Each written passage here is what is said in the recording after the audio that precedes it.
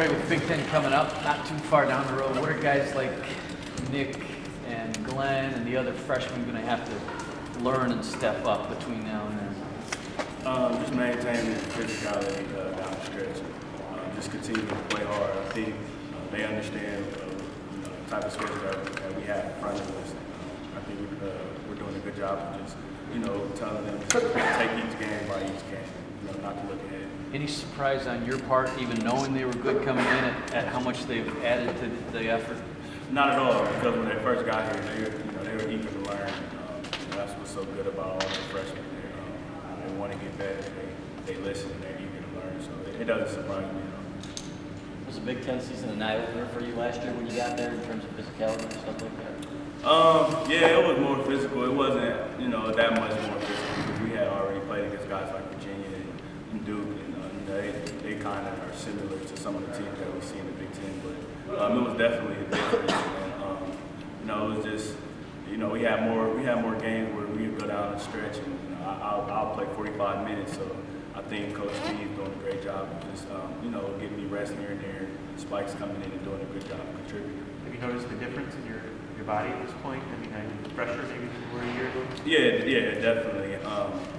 But last year, I couldn't really, I thought I was just sore after every game. I thought that was just the norm. So, once we got to March, it kind of got, serious. My body I started feeling it even more. But this year, I definitely noticed a difference. I think it helps out a lot. It's not just me. We are getting, more rest than we were last year. Obviously, you want control of things, but when Spike's out there, do you have some faith that he can do the things to keep the game when you're not? Definitely, because like I always say, Spike's his IQ is very high. He knows what he needs to do when he gets out there. He gets open shots for guys. He can hit the open shot. He goes out there with confidence. So we all have confidence when he goes out there. We see what he does every day in practice. So it's just a matter of him going out there and doing what he needs to do for the team. 10 games in, what do you feel is maybe the area you've improved the most? Because obviously you got feedback after looking at the league last year. Just getting guys where they need to be in the offensive end. Last year I was just kind of playing off of natural ability.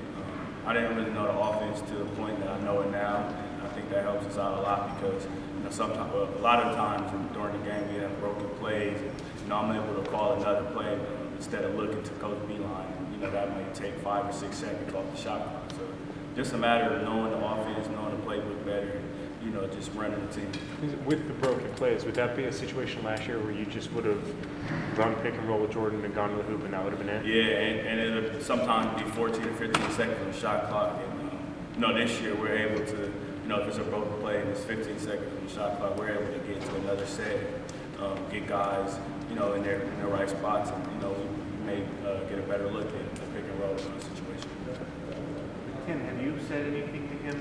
Obviously, he's in the shooting slump. I mean, is that a role you take on, or do you do things differently in the game, knowing that he's struggling? I just get him the ball, just continue to feed him, and if he misses a shot, sometimes they get down on us. So I just we all tell him just to keep his head up, and keep shooting, because we know the next one's gonna go in. It's just a matter of continuing to encourage him. He knows what he can do. We all know what he can do. We know his strengths, so we try to play that strengths and get him in spots that he loves to shoot. Any extra awareness that you're playing Coach's old team tomorrow? I think we all take that into consideration. But we're just gonna go out there like it's another game. We know that West Virginia's a good team. And, we know they're capable of beating any team in the country. Coach Hubbard's a great coach, and they have some great players. So this is a matter of going out there, with the intensity that like we're down, just starting the game, throwing the first punch. I think that'll be the biggest thing. Obviously, he isn't going to say anything to you guys about that. He hasn't, I'm sure. But what would it mean, other than just getting a win? What would it mean for you guys to get one against his little team before kind of bring? It'd mean a lot because I know Coach will have a lot of family there, alumni from both schools. So it'll mean a lot definitely for us and for Coach. So we're just gonna go out there and try to do what we can do to get the win for Coach. Back to Tim, you went through a kind of a similar rough patch last year, and there was kind of a pressure to score. This year, not only Tim, but anybody who goes through maybe a rough patch, how nice is it to know that there's so many scores and you kind of take time to figure it out? You know, it's really nice because you know, Tim may, he may miss a couple shots.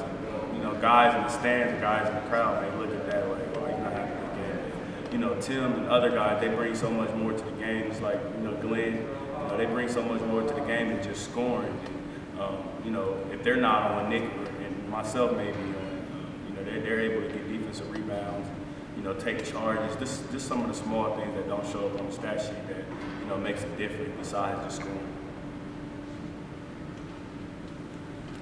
Anything else?